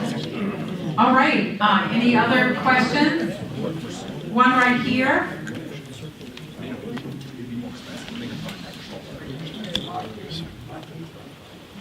Tom Rafferty, and I'm from River Ridge. The ownership by the Baptist Church, the previous owner, as I understand it, was the developer of Twin Oaks. A portion, if not all, of the 2.4 acres was used as a density set-aside so that Twin Oaks could be built. To me, that seems to be a deal breaker if you carry that set-aside forward to the present time, and the planning commission or planning staff looks at it, and what do you do about it? Are you talking about Thousand Oaks? Thousand Oaks, excuse me. Okay. I don't know the exact details on that, but legally, I don't think that's an issue. I know that the church has looked at all of those documents, and legally, I don't think it's an issue, but it definitely could come up with the planning commission. There's people that believe both ways on that based on the documents that are available. Any other questions? Clarification. The county planning staff can tell the developers what they want for approval, but you cannot tell the developers. Is that, if I understand this proper thing, I'm not sure how that works. Not even the county staff, really. But they did in these, what the gentleman back there was talking about. Isn't that in effect what they were doing? They are totally going by county ordinance, zoning, zoning policy, state code. That's what they're working with, the rules that they have to live by. But it's not, well, it would be nice if you would do this for us type of a contradiction. I don't like that new legislation at all, but I will tell you that we're really a unique state because of what we used to have. That old proper legislation where we could negotiate all of these things and, can you fix the roads? Hey, can you throw in some land for a school and various things? Other states, many other states, use something called impact fees instead of proper negotiations, and we were quite unique. And the reason for that new proper legislation is because it got out of hand in some areas. I'd like to think that wasn't Prince William County, but there were areas that were saying, we're not going to vote for your project unless you put, all granite countertops and various unreasonable things that drove the cost of the homes up. This new proper legislation only deals with residential, by the way. For commercial development, if it's only commercial, we still have the ability to negotiate proffers. Oh, you're saying proffers, aren't you? Okay, I'm sorry, I thought you were saying a different word. Oh, proffer legislation. Proper legislation, yeah. The county staff also looks for things that have been promised, for that particular acreage before. There might be some historical stuff, there might be things that have been promised legally for that old proffers and so on. So they have to plow through all of that. And there's almost always complications with pieces of land like this. Yes? I just need some clarification. From the lady in blue, you said that one of the issues was they needed a right-of-way from Westminster. Is that correct? Yes, they need an easement. An easement to run sewer pipe through the Westminster property. And has Westminster been asked for the easement? See, that you are a representative of Westminster.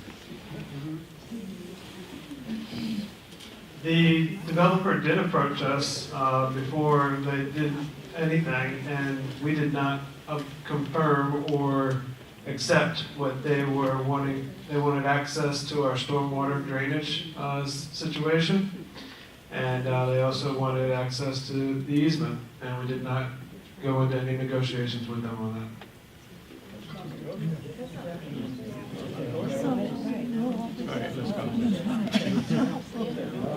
Yes. All right. We might have beat this subject to death, but I do realize that it's extremely important to those of you in this room. So I take every single one of these projects very, very seriously. My staff can tell you. many meetings, do everything I can to approve things that the majority of the people feel are reasonable, just like the Old Bridge Road Corridor Study, same thing. So, you know, on the other hand, whatever home you live in, you're glad that somebody built that someday, and there were probably people that resisted the home you live in. I know the home I live in, the neighbors told me later, they never wanted our home to be built. So these are things that, you know, that happen over the years. They love us now that we're there. We didn't build the home, but it was down low, you know, in part of some acreage out along Davis Ford Road, and the neighbors told us later that they didn't want a home built there. So all of these things have challenges and conflicts that we have to work through. I don't think I have anything more, and I'm exhausted, and I think you're exhausted.